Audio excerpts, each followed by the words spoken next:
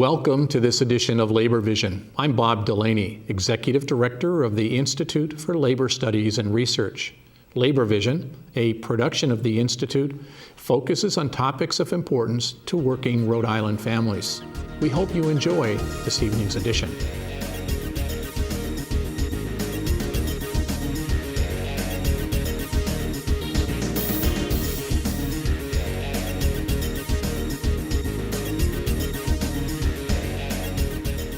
Welcome to this edition of Labor Vision. I'm Bob Delaney.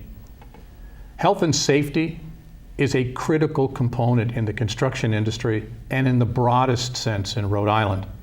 Our guests today are from Beacon Mutual Insurance, and I'm pleased to welcome Michael Whittaker, the Loss Prevention Premium Audit Manager, and Dave Cookson, the Loss Prevention Manager from Beacon Mutual Insurance. Thanks for being here, guys.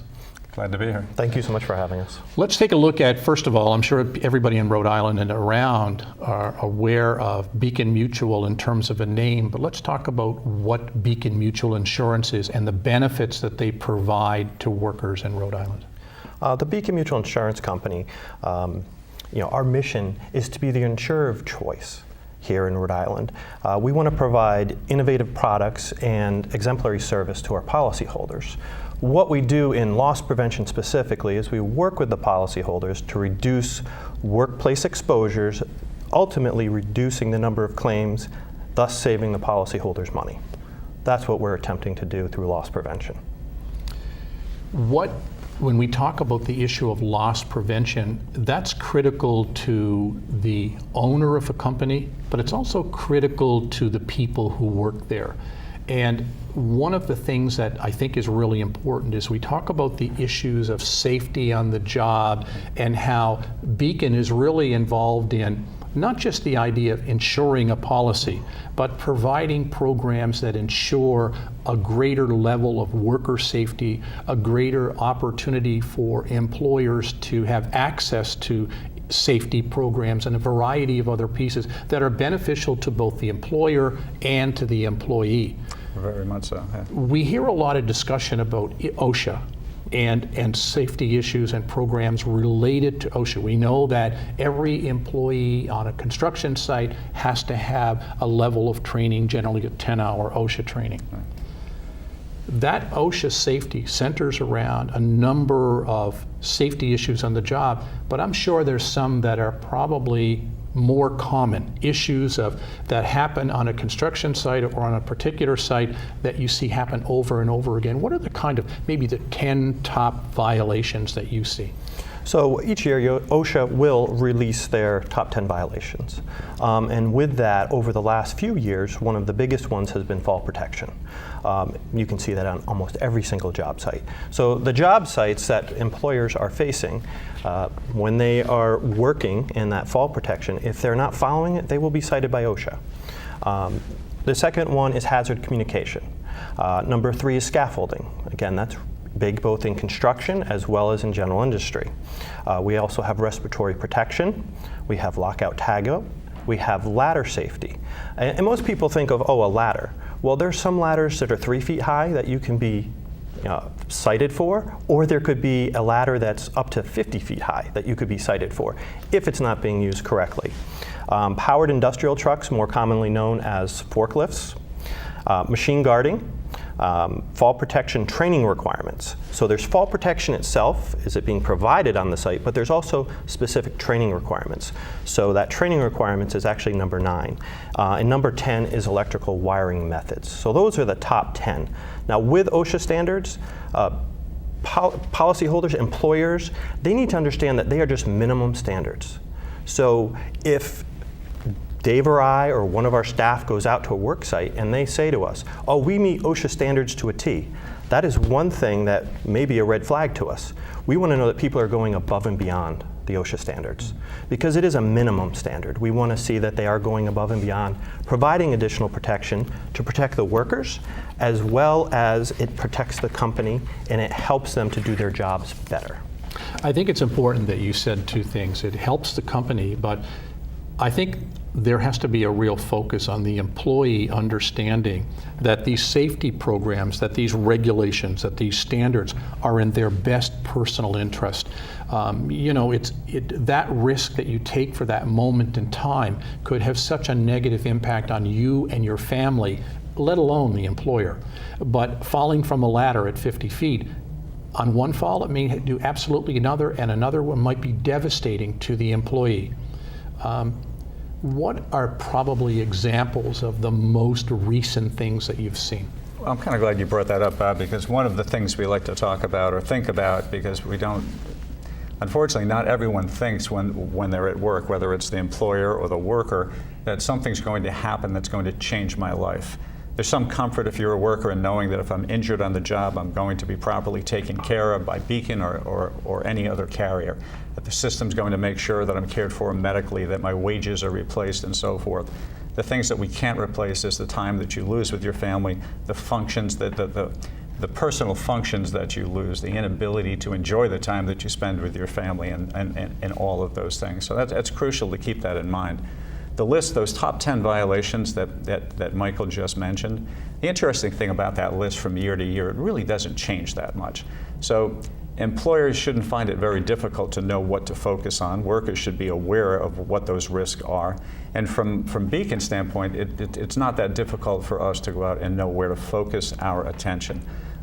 Some of those life-changing injuries that I just mentioned a second ago, Mike mentioned fall protection. That's the #1 violation year in and year out. And we insure 12,500 Rhode Island employers with thousands and thousands of employees and workers, and unfortunately we see far too many claims each year. One just recently happened in Pawtucket. Workers were basically working on a sawtooth mill roof.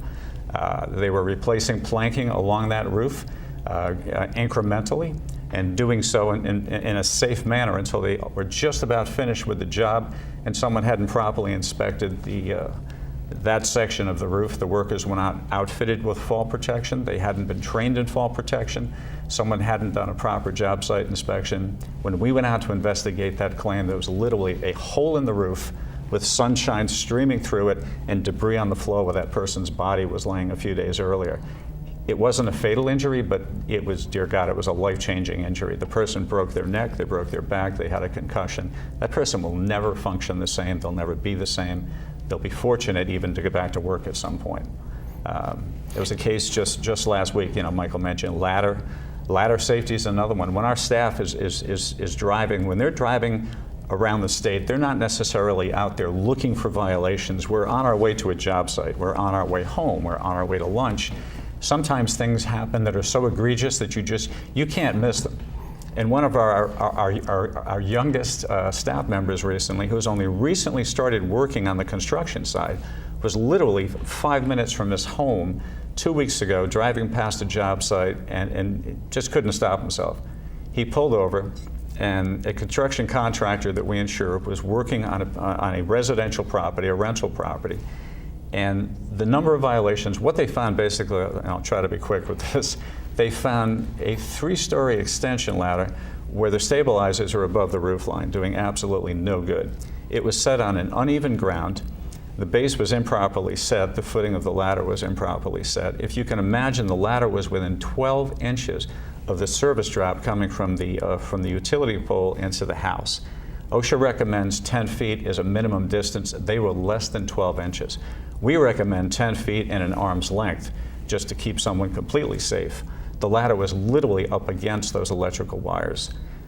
As we walked around the back of the house, I say we, as one of our consultants walked around behind the house, we actually have photographs of a ladder being placed on an adjacent building to get access to the roof of the house that they were working on. So they're putting a ladder on a sloped roof to gain access to a 3-story roof.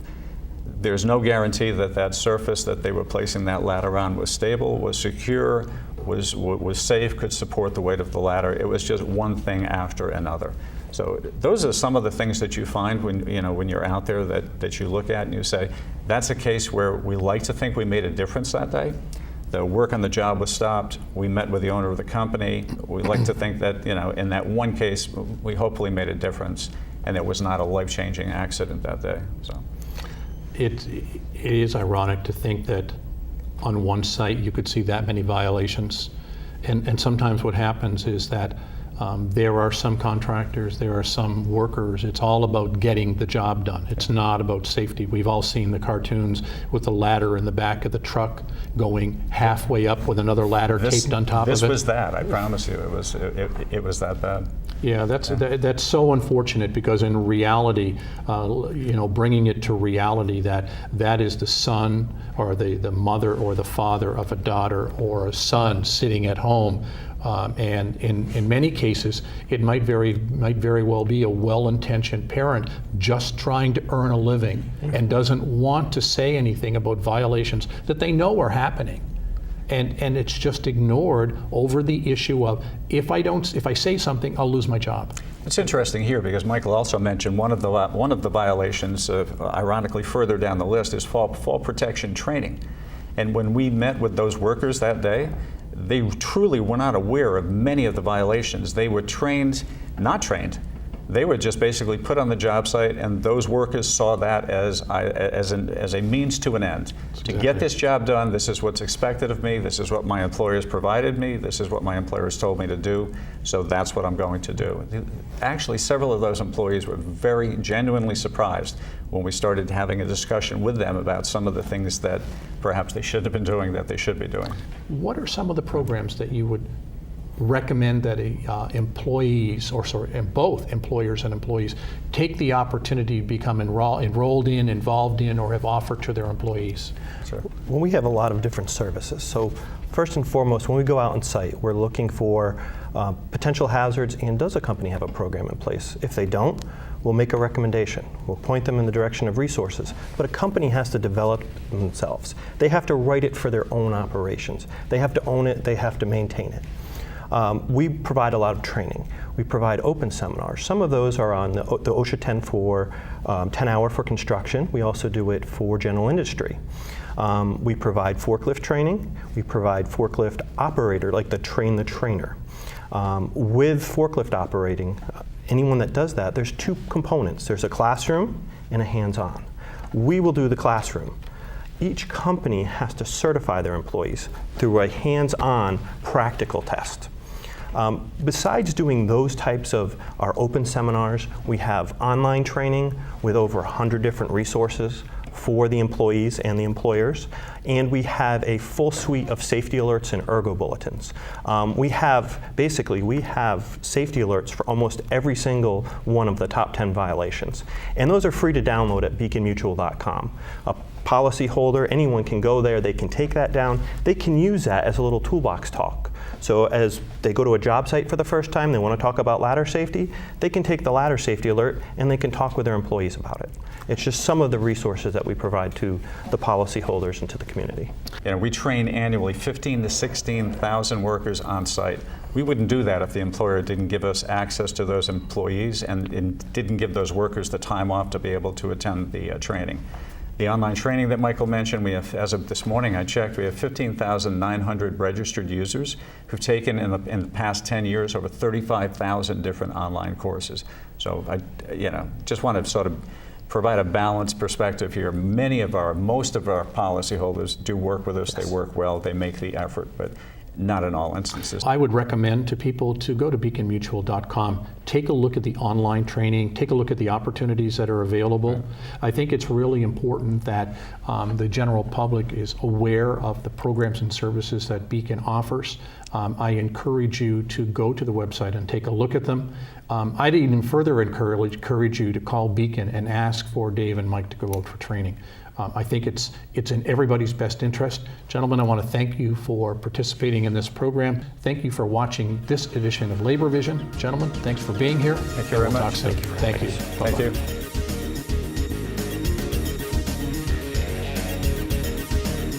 For purposes of an introduction, I'd like to ask Jay Walsh, who is the Executive Director of the American Association of College Professors. Come on up, Jay.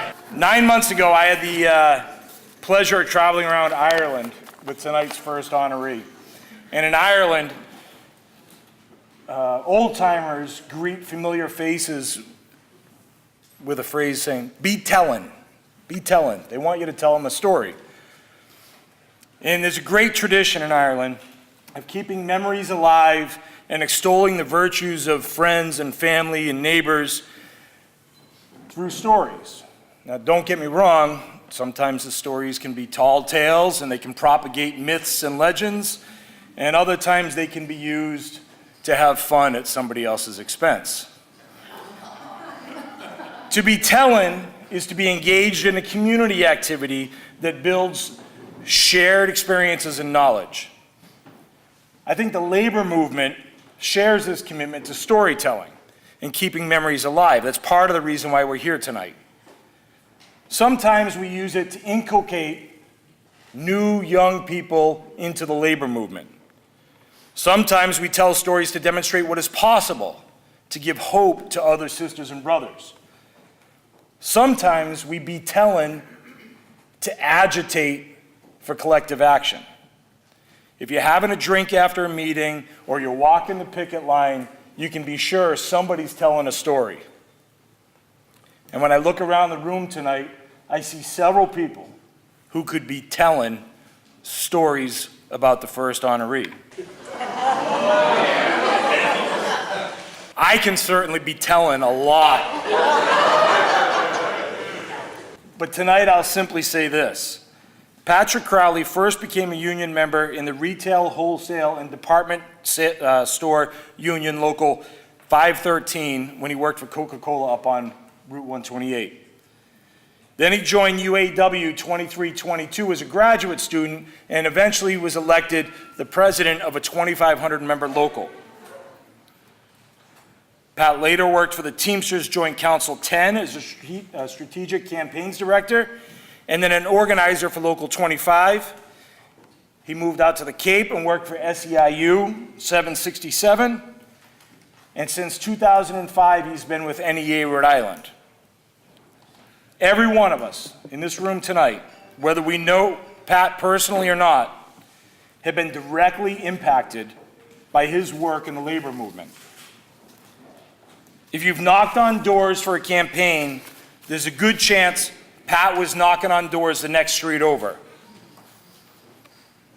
He might have been knocking for a different candidate, but he was still out there knocking on doors. If you've negotiated with the state, there's a good chance that Pat helped make those negotiations work out better for you, because he either opened doors for you, he introduced you to people, he coordinated efforts between unions, or he made you look more reasonable by comparison.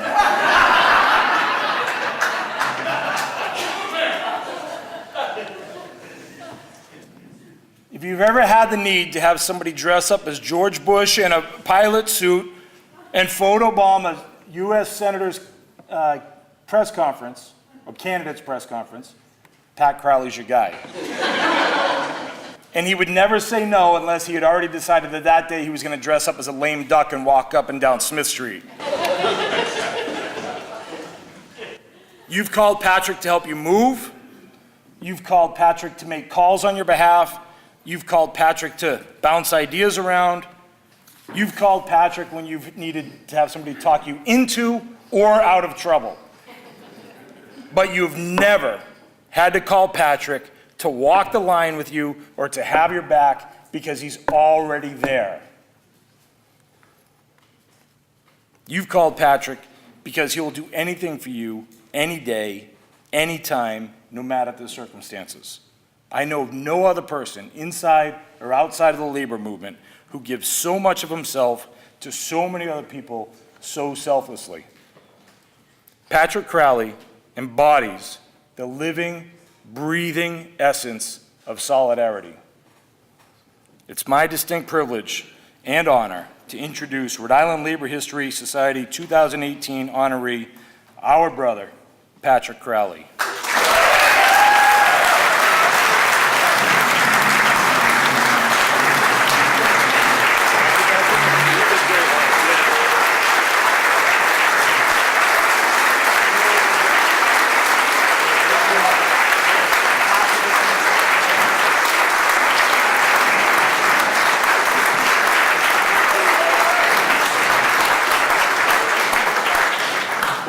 Thank you, Jay, for that very generous introduction. It could have been a lot worse after spending a week in Ireland with him, just the two of us. But as most folks in the room know, Jay was recently appointed as the executive director for the full-time professors union at URI, and was recently told by his national organization that his local union at URI signed up more members than any other AAUP chapter in the country.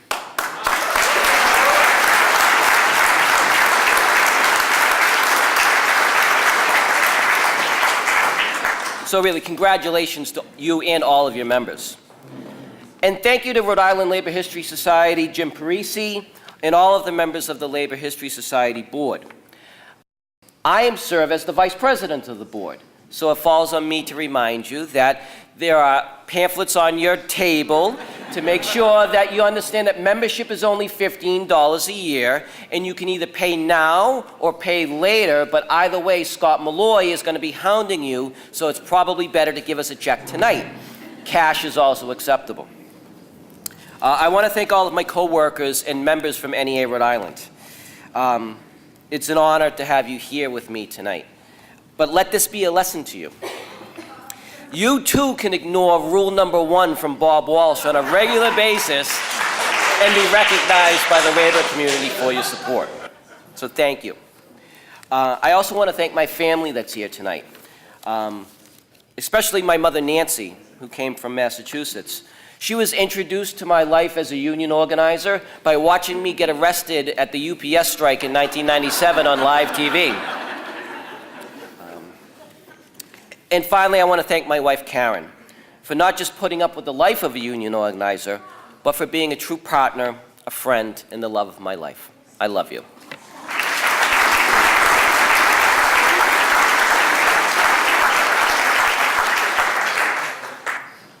I'm deeply honored to receive this award. It comes as a surprise, quite frankly. Not for the recognition, but for being able to celebrate the work that each and every one of us do on a daily basis to help improve the lives of working-class Rhode Islanders. The people that have stood before me on the stage, they're not just peers and colleagues, they're my heroes. And I mean that in every sense of the word. And I also want to thank the people in this room. I know how hard you work to make the labor movement stronger every single day, often under difficult and stressful circumstances, and often without a lot of thanks. So let me use this time to say thank you for all that you do. These are tough days for the labor movement. We face a corrupt administration in Washington that's already stacked the Supreme Court against working people, and a so-called opposition party that too often seems intent on making their Wall Street donors happy instead of fighting for the right to protect union people and working class people across this nation.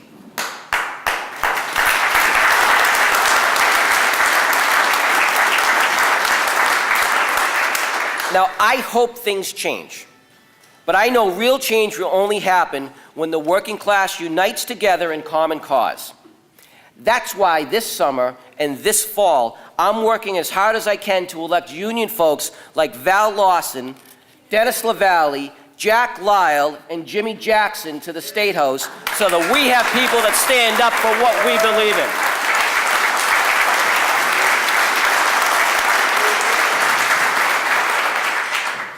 Now, in addition to my work with NEA Rhode Island and for the labor movement, I'm also currently a student at URI in the history program. Several of my professors and fellow students are here tonight. Studying labor history has taught me 3 things that I think are important to talk about on a night like this.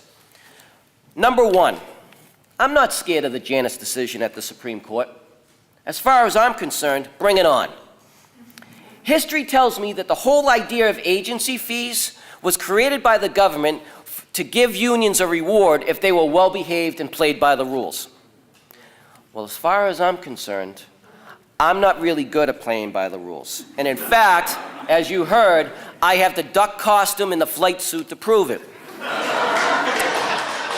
If you ask me, it's time we rewrite the rules. Next, the labor movement isn't going anywhere. We are fighting and winning every single day. After recent strikes, the UFCW Local 328 just won a first contract for the Eastern Workers in Cranston. The Teamsters, Local 251, just won a first contract for the DHL workers in Pawtucket.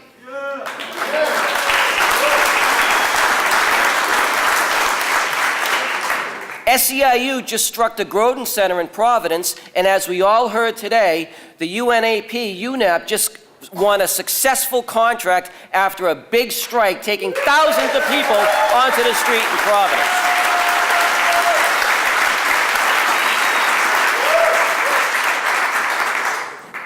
We have always been a dynamic force for change in Rhode Island.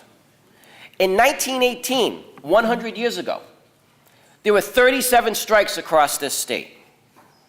One of them was started just before the summer began in the textile mills across this area. And it spread throughout the entire region, and it was led mostly by young Rhode Island women. And in fact, the strike only settled almost 100 years ago to the day when the bosses capitulated and gave in to a 15% wage increase demand. In that year, 100 years ago, 1918, there were 169 different local unions in Rhode Island. Just under 23,000 people were part of the labor movement. Today, hundreds more local unions, 80,000 members, and a sense of solidarity that's shown in places like this tonight that those people would be envious of, if not proud of, to know that we've continued their tradition.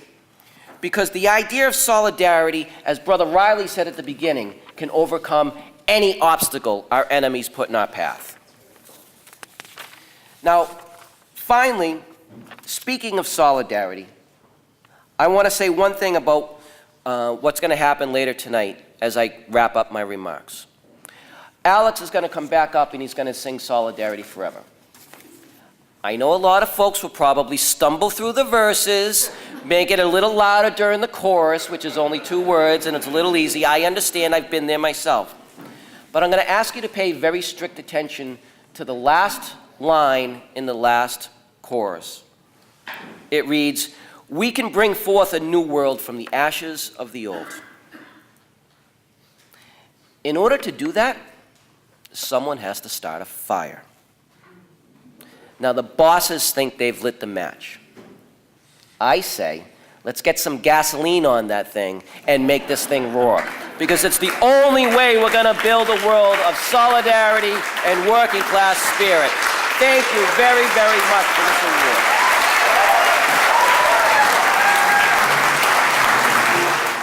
Thank you for joining us for this edition of Labor Vision. We appreciate your input and encourage your comments. Labor Vision can be seen on this channel 3 times each week: Tuesday at 7 p.m., Thursday at 8 p.m., and Saturday at 5 p.m.